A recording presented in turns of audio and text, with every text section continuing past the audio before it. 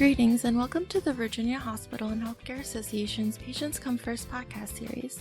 Podcast episodes are available on VHHA.com and on popular podcast hosting apps including Apple Podcasts, Spotify, and many others. Podcast episodes also air each Saturday at noon and Sunday at 10 a.m. on 100.5 FM, 92.7 FM, and 8:20 a.m. across Central Virginia, and Wednesdays at 1 p.m. on 93.9 FM in Richmond. We're also members of the Virginia Audio Collective and the Family Podcast Network. Please send questions, comments, or feedback to pcfpodcast@vhha.com. That's pcfpodcast@vhha.com. I'm Selena Laurel with VHHA, and today we are thrilled to be joined by Laurel Aparicio, the Director of Early Impact Virginia, for a conversation about the organization's work, the role of home visiting as a strategy to support health and well-being for patients and children, and more. So with that, welcome to the podcast, Laurel. Thanks for being with us. Thank you so much for having me. It's my absolute favorite topic. Thank you so much for being with us. So, as we mentioned, home visits to thousands of vulnerable Virginia families, children, and pregnant women are a core part of the work your organization does. There's also professional development training for home visitors and more. If you would, could you please tell us a bit more about Early Impact Virginia and the communities it serves? Sure. Actually, Early Impact Virginia is a statewide organization, and what we do is we provide support for the local programs that are all community-based that provide home visiting services for families throughout the entire Commonwealth. And we do that by enhancing coordination, providing the avenues for good, solid data collection and reporting, and providing the professional development and training opportunities for our workforce across the state. It's well established that social environmental factors such as access to nutritious food, safe housing, reliable transportation, and more play an outsized role in individual and community health as well as health outcomes. I gather that home visiting programs are in place in states beyond Virginia. What can you tell us about the benefits, near and long term, for health and clinical outcomes as a result of providing supports to younger families and children? Well, we've had decades and decades of experience, both here in Virginia and across the country and actually across the world, that have showed us and really truly illustrated the opportunities that we have and the impact that we can have when we begin supporting and strengthening families from the outset. And so what that often means is that we're able to offer services and partner with families either during pregnancy or right after the time of birth of a child. And we know this is a critical window for families. And when we're able to partner successfully with families, we can have tremendous impact on the lifelong health and well-being of all family members, including those newborn children. So home visiting in Virginia has been around for, as I said, decades, and we're able to support families both around accessing healthcare opportunities, partnering with healthcare providers both during pregnancy and then as children and families are developing in those earliest years. But what we also do is our home visitors are able to connect families with resources, whether it be related to those social drivers of health, as you mentioned, whether it be related to health, well-being, child care, familial relationship, behavioral health needs, and those types of things. What we're able to do is really establish long-term relationships with families and be that trusted person in their lives that they can turn to and that can be a partner in helping and supporting them to achieve their goals, whatever they may be. More broadly, what do we know about how interventional services such as home visiting complement health services provided by providers such as hospitals and health systems? Home visiting really supports all of our healthcare providers in lots of different ways. In our state, for example, we have deep partnerships with our healthcare providers at the local level. In some communities, home visiting programs are actually a part of the services that are delivered as a part of healthcare systems, like our hospitals or within pediatricians' offices, where we're able to integrate in these services so that families are connected at the earliest possible point. In other situations, we have home visiting programs that are a part of our community services boards, our health district, and so forth. And so we're able to connect early on and we receive those referrals in our relationships or our partnerships with healthcare providers, and we also often make them. And we are really, truly an extension of those services often in the home. We're able to provide it in the home. We're able to support families so that they are accessing resources like healthcare or behavioral healthcare and taking full advantage of them. And so that's the type of work that home visitors do in supporting healthcare providers, regardless of what the need may be or the discipline may be. And as I'm sure you know, there's a movement here in Virginia to establish and grow an e-referral platform to link healthcare providers and social service organizations to get people in vulnerable populations the support services they need. From your vantage point, what does the connectivity and potential of the Unite Virginia platform mean for being able to help more individuals in need?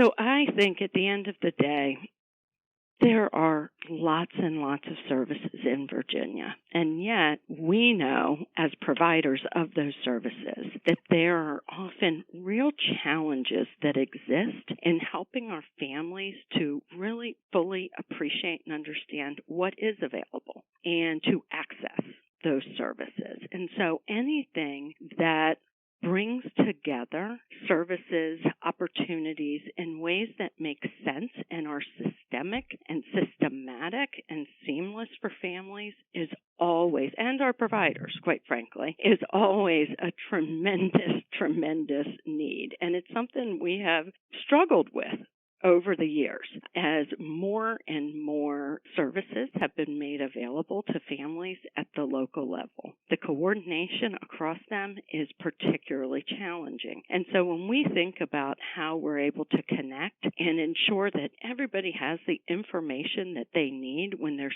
so much information out there, it's really challenging. And the opportunity to bring folks together in a coordinated, systemic way, I think is really, really valuable and so necessary right now. Do you wish you could focus on practicing medicine without all the distractions? Coveris is here to help. As a leader in medical professional liability insurance with more than 45 years' experience, Coveris provides insurance protection with data-driven predictive modeling to help you mitigate the risk of claims. By combining insurance protection with risk analytics services, you can reduce distractions and focus on improving clinical, operational, and financial outcomes. Coveris is reinventing what you should expect from your medical professional liability provider. Find out all Coveris can offer you at coveris.com. That's Coverys.com. Insurance products issued by Medical Professional Mutual Insurance Company and its insurance subsidiaries, Boston, Massachusetts.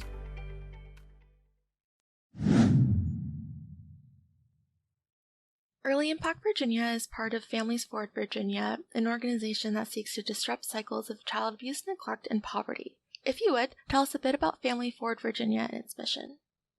Sure. Families Forward Virginia is actually the primary prevention service affiliate for Prevent Child Abuse America. So that is a core part of our mission here at Families Forward. And as a key strategy, of course, home visiting is a priority. Evidence-based early childhood home visiting is administered through Families Forward Virginia via 3 different models of services: CHIPA Virginia, Healthy Families Virginia, and Parents as Teachers. In addition to those services that support families from the earliest possible point, we also have other prevention services like Circle of Parents, which is a parent-led support parenting program and group activity, as well as we are in the process of partnering with communities throughout the state to develop family resource centers that will provide those necessary supports and, again,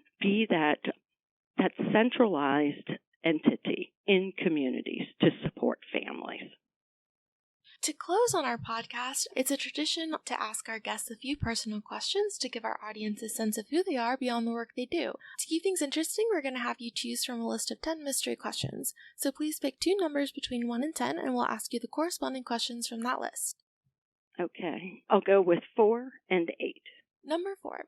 You have 30 seconds to get on your soapbox and speak about something that's on your heart. This is a family program, so please keep it PG. Oh, gosh, what's on my heart today? Sorry, this is going to take me more than 10 seconds. There's just so much on my heart. I think, the last couple of years during the pandemic has highlighted for us the intense need that families, individuals have for connection with one another. We have lost some fundamental pieces of our human experience through the last decade or so. And what we're seeing now is the opportunity to really step back and consider what are the most effective ways, what's missing from our lives that can be addressed in ways that bring people together rather than pull them apart. And home visiting is one of those very effective ways of doing that. Awesome. Thank you. You did incredibly well for being put on the spot. And number 8, tell me one memory from your life that whenever you think of it, it makes you smile. Gosh, my most recent memory, I will tell you one that's very recent. My youngest son just graduated from high school, and I live here in the Richmond area, and it was a beautiful experience. These kids, again, came through the pandemic, and the spirit of inclusiveness, acceptance, joy, and just true love for one another and for being able to be together as a class and to graduate as a class has just really filled me with a great sense of joy and happiness. Thank you for giving me that opportunity to share that. Yeah, no, thank you for sharing that. I think that's beautiful. And with that, that brings us to the close of another episode of the Virginia Hospital and Healthcare Association's Patients Come First podcast. If you like what you heard, please make sure to leave us a 5-star review on Apple Podcasts and subscribe so you know when new episodes are released. And we want to once again thank our guest, Laurel Aparicio, the Director of Early Impact Virginia, for joining us today. Thanks so much, Laurel. Thank you.